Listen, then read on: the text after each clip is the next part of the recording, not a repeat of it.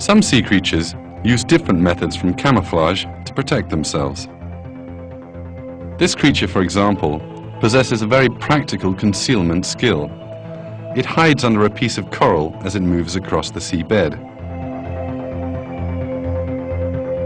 This juvenile pufferfish is not a great swimmer. For that reason, it's unable to get quickly away from any predator that might be pursuing it. Yet, it possesses a perfect defense against possible attacks. When danger approaches, the puffer swells up. Unable to swallow the fish, which grows really quite large, the predators will generally leave it alone.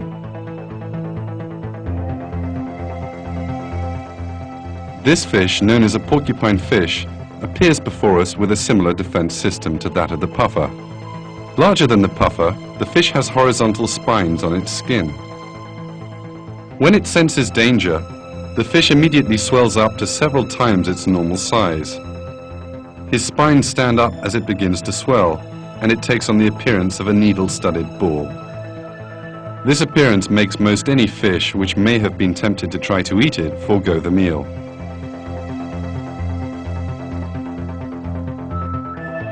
When we think about it, we can see that the defense methods these fish possess are intelligent and expertly planned conceptions. A pufferfish or a porcupine fish possesses both a body system specially planned to deter enemies and the reflexes which enable it to use this when just necessary. It is impossible for these creatures which have no intelligence or consciousness to bring about such a design within their own bodies, nor to come into possession of the appropriate reflexes. It is clear that these creatures were created together with these properties. Lord of all nature, God, gave these creatures their formidable biological defense mechanisms, in the same way that He endows all living things with the qualities they need to adapt and survive in their surroundings.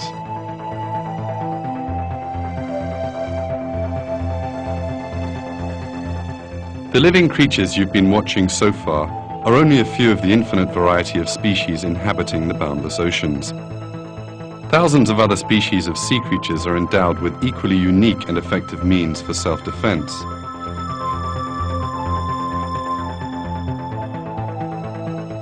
One example of this is the mantis shrimp. The mantis shrimp, with its rather showy appearance, lives in a shelter it digs under the sand.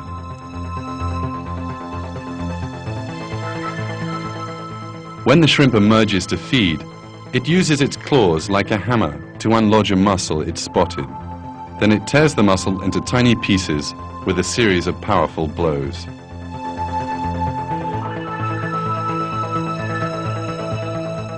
At this time it's aware of the octopus which is approaching. It rears up in front of the octopus as if warning it not to meddle. If the octopus does not move off, the shrimp strikes it directly in the eye. These blows continue until the octopus does move away.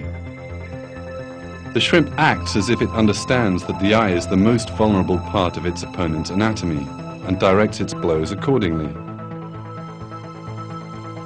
The shrimp follows the octopus until it's sure that it has, in the face of this attack, moved on before returning home.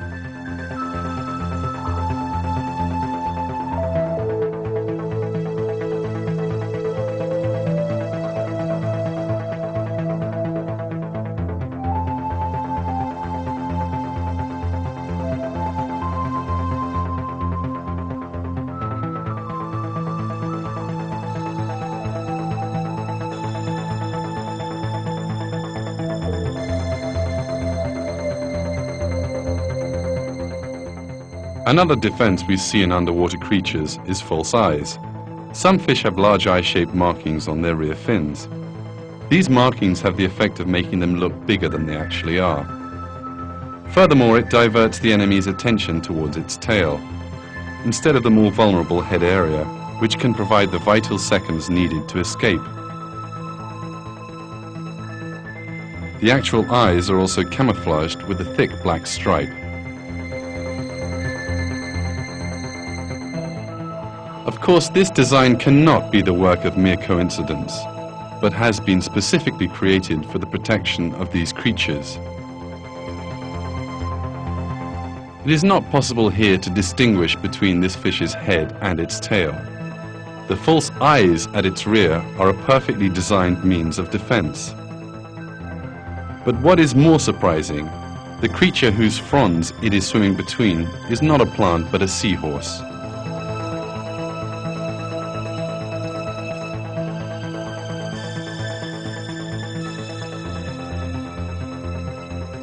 The clownfish lives in an environment where other fish cannot possibly hunt it. The sea plant it's happily swimming about on is actually armed with extremely poisonous venom that can paralyze any life form touching it. But clownfish are completely immune to this poison. This is because of the transparent material in the clown's skin, which is intended to stop the burning capsules on the plant. As it approaches the plant, it gradually lowers its stomach and begins to explode these capsules. Thanks to the transparent substance on its surface, it is not harmed by the poison exploding over it. And after a few attempts at contact, it soon builds up an immunity to the poison. It can now live a peaceful coexistence with the plant.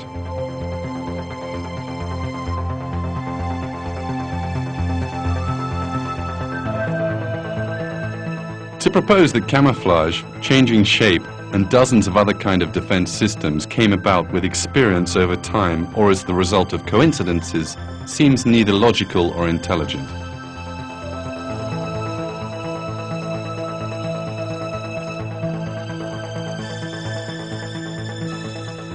These living creatures, which possess no intelligence or logic, continue their existences thanks to the biological systems uniquely created for them.